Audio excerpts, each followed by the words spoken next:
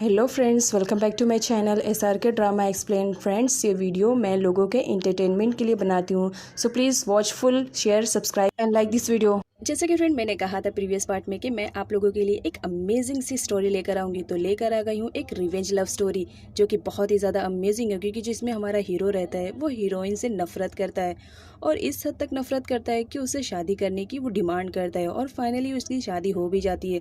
लेकिन after marriage वो उसको बहुत ज़्यादा टॉर्चर करता है, जिसकी वजह से हमारी हीरोइन बहुत ज़्यादा हर्ट होती है और फाइनली यहाँ पर हमारी हीरोइन डिसाइड करती है कि वो उसे छोड़कर चली जाएगी। तभी हमारे हीरो को रियलाइज़ होता है कि वो तो उस लड़की से प्यार करने लगा है। वो उसे रोकने की कोशिश करता है लेकिन बहुत ज़्यादा देर हो चुकी थी, क्योंकि हीरोइन ने डिसाइड कर लिया था कि वो उसे छोड़कर जाएगी। तो देखते हैं इस ड्रामे में क्या हमारे हीरो को हमारी हीरोइन मिल पाती है या नहीं।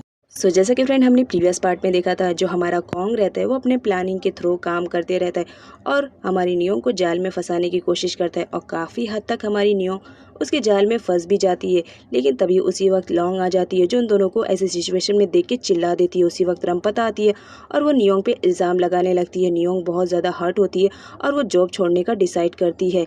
यहाँ पर दिखाया जाता है जो टिन रहता है वो हंसते रहता है, क्योंकि कॉन्ग का जो प्लान था वो फेल हो चुका था।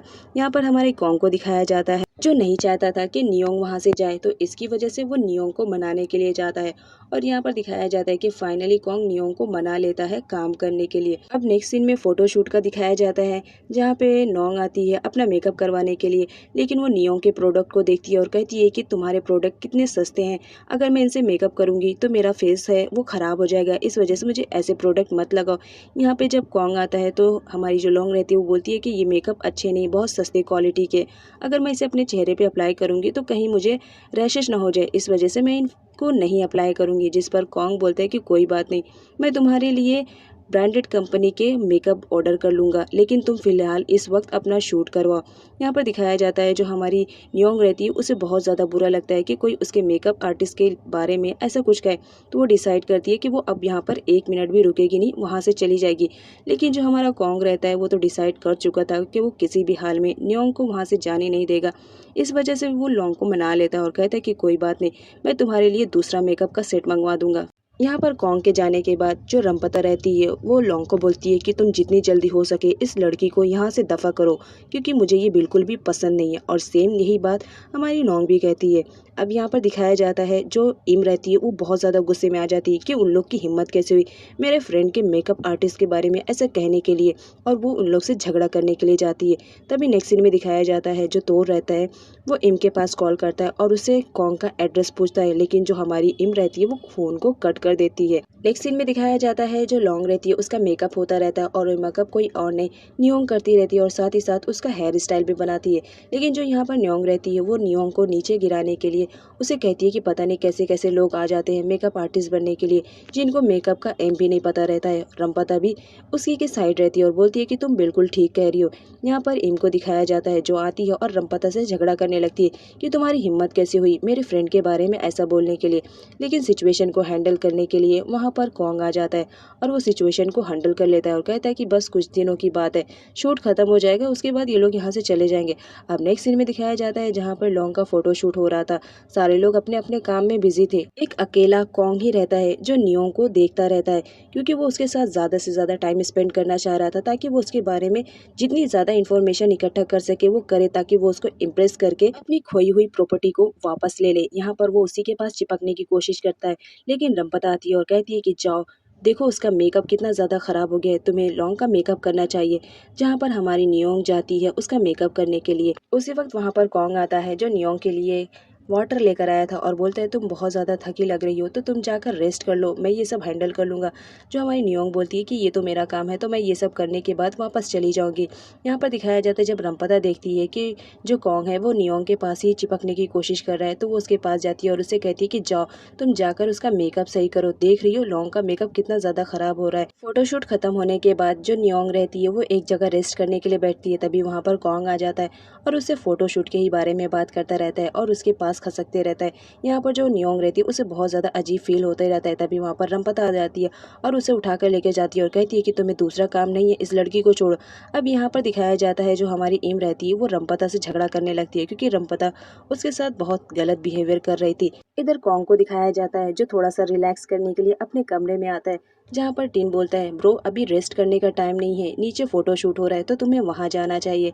अब यहाँ पर कॉन्ग को गुस्सा आता है कि वो जरा सा रेस्ट भी नहीं कर सकता है। एक सीन में नियोंग को दिखाया जाता है जो नोंग का मेकअप कर रही होती है, तभी नोंग उस पर इल्जाम लगाने लगती है कि इसने मेरे फेस को बहुत जोर से स्क्रब किया है जिसकी वजह से मुझे बहुत जोर से हर्ट हो रहा है। यहाँ पर जो रंपता रहती है वो भी नोंग के साथ रहती है और वो बोलती है कि तुम कैसी मेकअप आर्टिस्ट हो, इससे बेटर रहेगा कि तुम यहाँ से चले जाओ। अब जब इम सुनती है ये सारी बातें तो उसे बहुत गुस्सा आता है और वो रंपता से लड़ने लगती है। यहाँ पर उन दोनों के बीच फाइट भी हो जाती है। नियोंग इम को रोकने की कोशिश करती है और कहती है कि चलो हम लोग यहाँ से चलेंगे, लेकिन जो रंपता रहती है वो तो बहुत ही ज़्यादा तेज़ रहती है, वो तो इम से लड़ने ही लगती है। अब इम भी पीछे नहीं रहती है, वो भी एक हाथ जड़ देती है रंपता को। यहाँ पर दिखाया जाता है रंपता इम को पूल में गिराने की कोशिश करती है, लेकिन अनफॉर्चुनेटली खुद ही गिर जाती है और साथ ही साथ नोंग भी गिर जाती है पूल में, जिस पर इम और नियोंग दोनों हंसने लगते हैं कि ये लोग हमें गिराने वाले थे और देखो खुद ही गिर गए। यहाँ पर जो लॉन्ग रहती है उसे बहुत गुस्सा आता है और वो जूस का गिलास उठाकर फेंक देती है, लेकिन अनफॉर्चुनेटली वो जूस किसी और पे नहीं बल्कि कॉन्ग पर गिर जाता है। उस वक्त तो कॉन्ग को बहुत ज़्यादा गुस्सा आ रहा था, लेकिन वो अपने आप को कंट्रोल करता है। और नेक्स्ट सीन में दिखाया जाता है जहाँ पर वो लोग पूल से बाहर निकल चुके होते हैं और अपने ड्रेस को चेंज कर चुके होते हैं। यहाँ पर कॉन्ग उनसे पूछता है कि ऐसी कौन सी आफत आन पड़ी थी जो तुम लोगों को इस तरह लड़ना पड़ा, तुम्हें आइडिया भी है कि मेरा कितना ज़्यादा लॉस जाएगा। जिस पर रंपदा बोलती है कि ये सब इसी लड़की की वजह से हो रहा है। यहाँ पे जो कॉन्ग रहता है वो उन लोगों की बातें सुनता है, लेकिन जो हमारी नियोंग रहती है वो खामोश रहती है। तो जो हमारा कॉन्ग रहता है वो नियोन से बोलता है कि तुम कुछ नहीं बोलोगी। नियोन बोलती है कि मुझे क्या बोलना, अब सब लोग बोल ही लिए हैं, अब किसी को मेरे बात पे ट्रस्ट रहेगा ही नहीं, तो इससे बेटर रहेगा कि मैं यहाँ से चली जाऊँ। और वो वहाँ से जाने लगती है। एम भी बोलती है कि तुम सही डिसीजन ले रही हो, चलो यहाँ से चलते हैं। अब नेक्स्ट सीन में दिखाया जाता है जो हमारी नियोंग रहती है वो अपने घर जाने लगती है। तो कॉन्ग बोलता है कि कोई बात नहीं, चलो मैं तुम दोनों को छोड़ दूंगा। नियोंग मना करती है, लेकिन कॉन्ग नहीं मानता है। इम बोलती है ठीक है, अगर तुम हमें लिफ्ट दोगे तो हम ज़रूर चलेंगे। यहाँ पर नियोंग को दिखाया जाता है वो तो उसके साथ बिल्कुल भी नहीं जाना चाह रही थी, लेकिन अपने फ्रेंड की वजह से वो उसके साथ जाती है। यहाँ पर दिखाया जाता है जो कॉन्ग रहता है वो अपनी बेस्ट कार में लेकर जाता है उन लोग की वजह से, जिस पर जो इम रहती है वो बहुत ज़्यादा इंप्रेस हो जाती है कॉन्ग से। यहाँ पर कॉन्ग नियोंग से बोलता है कि तुम्हारी मॉम मुझे इतना ज़्यादा हेट क्यों कर रही है, मैंने तो उनका कुछ भी नहीं बिगाड़ा। यहाँ पर इम बोलती है कि आंटी किसी को बेवजह नफरत नहीं करती है, ज़रूर कोई रीज़न होगा। खैर छोड़ो, हमारी नियोंग के बारे में कुछ सुनोगे। हमारी नियोंग भी बहुत ही अच्छी है, अगर वो किसी से फ्रेंडशिप करती है तो मरते दम तक निभाती है, लेकिन अगर वो किसी से नफरत करती है तो याद रखो दोबारा पलट के उसे देखती भी नहीं है। अभी ये लोग ये बात ही कर रहे होते हैं, तभी कॉन्ग बोलता है कि मेरे मामले में ऐसा बिल्कुल नहीं होगा क्योंकि मैं बहुत ही अच्छा बेस्ट फ्रेंड साबित होऊंगा। तभी अचानक से उनकी कार से किसी का एक्सीडेंट हो जाता है। यहाँ पर दिखाया जाता है एक बाइकर को, वो बाइकर कोई और नहीं तौर रहता है। यहाँ पर कॉन्ग को दिखाया जाता है जिसे बिल्कुल भी आइडिया नहीं रहता है कि जो तौर है वो नियोन का बेस्ट फ्रेंड है। यहाँ पर वो जाता है और उसके हेल्प करने के बजाय उसी पर इल्ज़ाम लगाने लगता है कि चंद पैसों के लिए तुम अपना एक्सीडेंट भी करा सकते हो, मुझे ये यकीन नहीं हो रहा है, लो ये पैसे ले लो। जो हमारा तौर रहता है वो तो उसे बस देख ही रहा होता है, जिस पर कॉन्ग और पैसे निकालता है और कहता है कि देखो अब तो तुम खुश हो, इतने में तुम्हारा काम हो जाएगा। अब तौर को बहुत ज़ोर से गुस्सा आ जाता है और वो उसे बोलता है कि मैं इन पैसों के लिए ये सब नहीं कर रहा हूँ, एक तो गलती तुम्हारी है, सही से कार ड्राइव नहीं कर रहे हो, ऊपर से मुझे भी लेन दे रहे हो। इस बात पर वो पैसे उड़ा देता है और साथ ही साथ वो उसे मारने भी लगता है। अब जब इम देखती है कि दोनों के बीच फाइट हो रही है तो वो जाती है उन्हें बचाने के लिए, लेकिन यहाँ पर वो देखकर शॉक रह जाती है कि वो पर्सन कोई और नहीं तोर रहता है। नियोंग उन दोनों की फाइट को रोकती है और बताती है कि ये उसका बेस्ट फ्रेंड तोर है। अब जब यहाँ पर कॉन्ग को पता चलता है कि ये नियोंग का बेस्ट फ्रेंड है तो वो अजीब तरीके से बिहेव कर रहा था।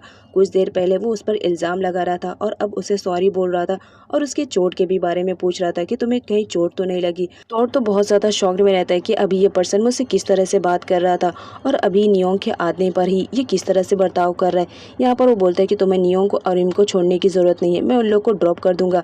और साथ ही साथ नियोंग को बताता है कि ये लड़का अच्छा नहीं है, तुम इससे दूर रहो, यही बेटर रहेगा। यहाँ पर नियोंग को दिखाया जाता है वो तोर के साथ वापस चली आती है अपने घर पर, जहाँ पर उसकी मॉम अपनी बेटी को देखकर थोड़ा सा सेटिस्फाई हो रही थी कि चलो वो कॉन्ग के घर से रिटर्न तो आ गई हैं।